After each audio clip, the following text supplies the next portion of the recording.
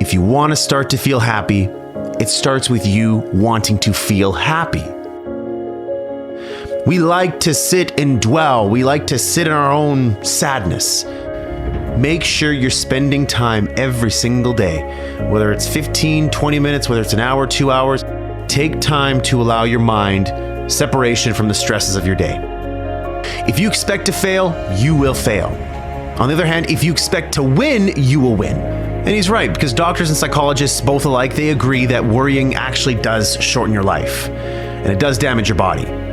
We need to clear our thinking before we go to sleep. We're talking about a book that Norman Vincent Peale wrote, The Power of Positive Thinking.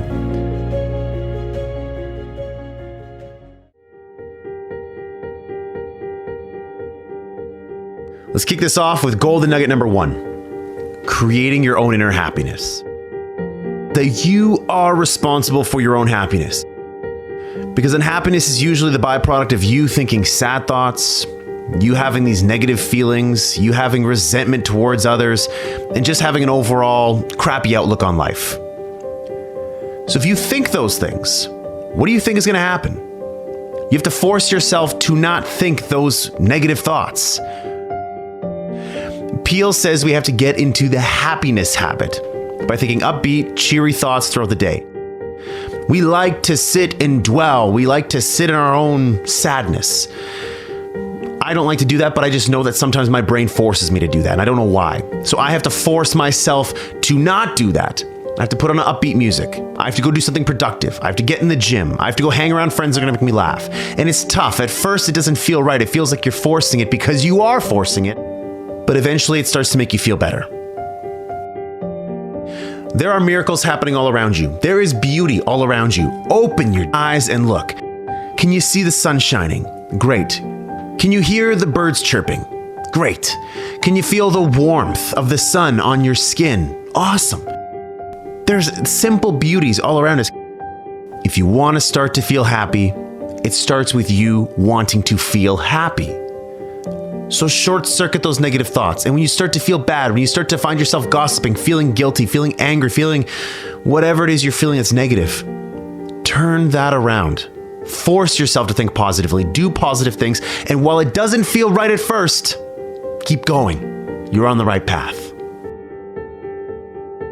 Golden nugget number 2, the antidote to anxiety. Is that people waste a lot of their time, a lot of their energy fuming and fretting about things that they cannot control. Go back to Covey's principle. Circle of concern, circle of influence. Focus only on those things in the circle of influence. Everything else in the circle of concern, you can't control. You can't affect that. So move on. Don't allow your mind to just spend time in that space. You're wasting your mind's energy. So as part of this antidote to anxiety, Peale says that we need to slow down to relieve our anxiety and to attain peace. And he suggests meditation. He suggests that we devote at least 15 minutes daily to calming and relaxing ourselves by thinking peaceful thoughts, or not thinking anything at all. So something he shares in the book is to help get rid of the tendency to worry and get angry, we need to relax and spend a few minutes thinking about beautiful, peaceful settings, hearing the birds chirping, feeling the sun on our face, all these things that I was talking about before, where it's just a matter of you actually thinking that in your mind.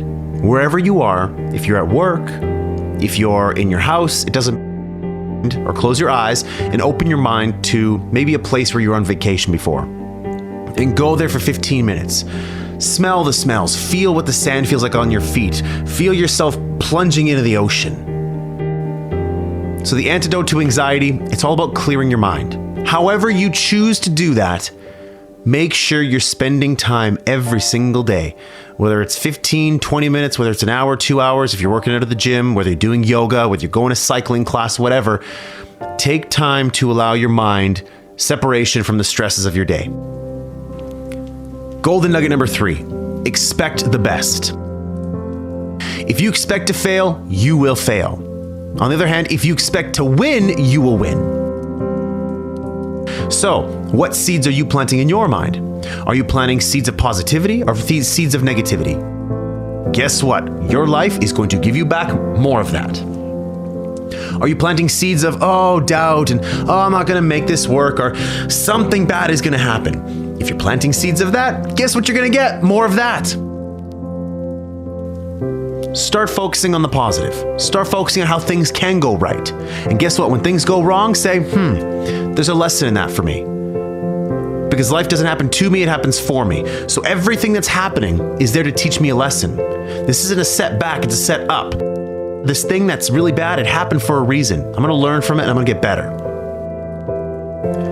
Golden nugget number 4, worry not. And he's right, because doctors and psychologists, both alike, they agree that worrying actually does shorten your life, and it does damage your body. We need to clear our thinking before we go to sleep, and we need to imagine our worries flowing out of our body like water out of a glass. So don't think that my path is the right path. No. This path is good for me. I replaced worry with hope by putting together goals.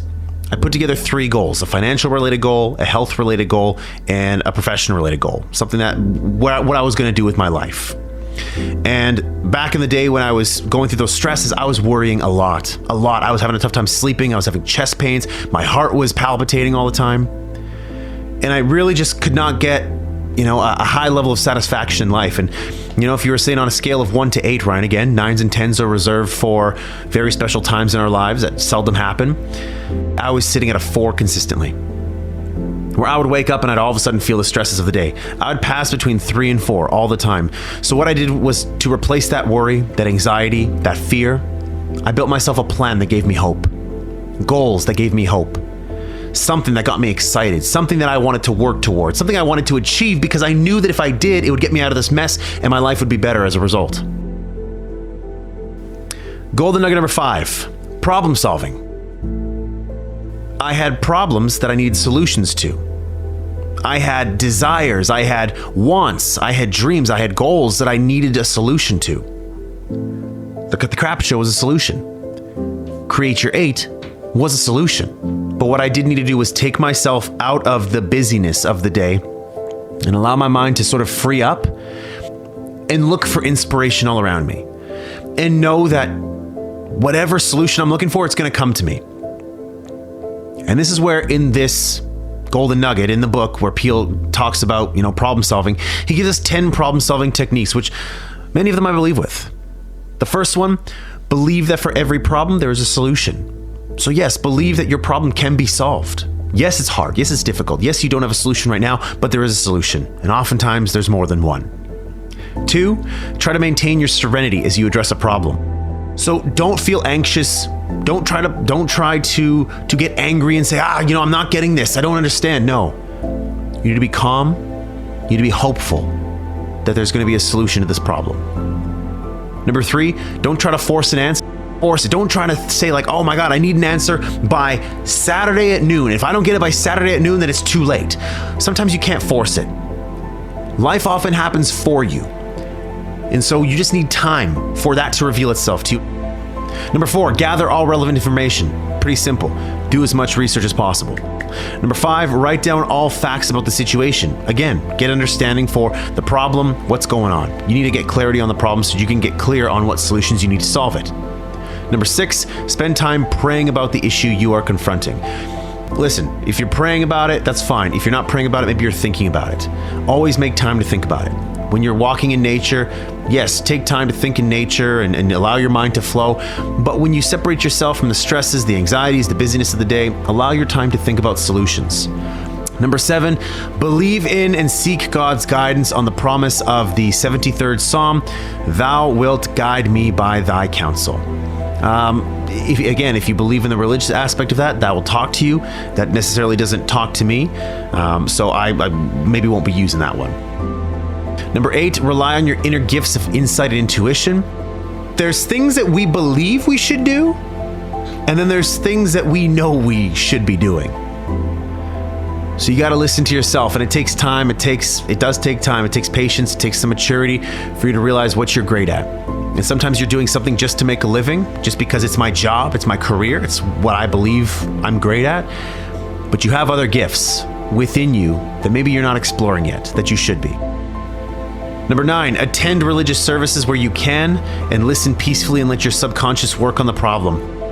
Again, you can go to church or you can just go for walks. I love going for walks, period. I'll put music on my ears and allow myself to think. Pretty simple. Number 10, the answer that develops in your mind or comes to pass is the right answer. So I just allowed the thoughts that came in my mind. Whenever I had a thought, an inspired thought, I wrote it down on my phone. Pulled up my phone, opened up the notepad, and just wrote it down. At the end of the day, I would think about it, ponder on it, say, you know what, this idea is something I want to go further into and dig deeper into that. That's exactly how this show happened. That's exactly how Create Your 8 happened. It's exactly how you're going to find solutions to your problems. Last but not least, golden nugget number 6, how to handle heartache. Now, everybody at some point in their life experiences heartache, and it's tough.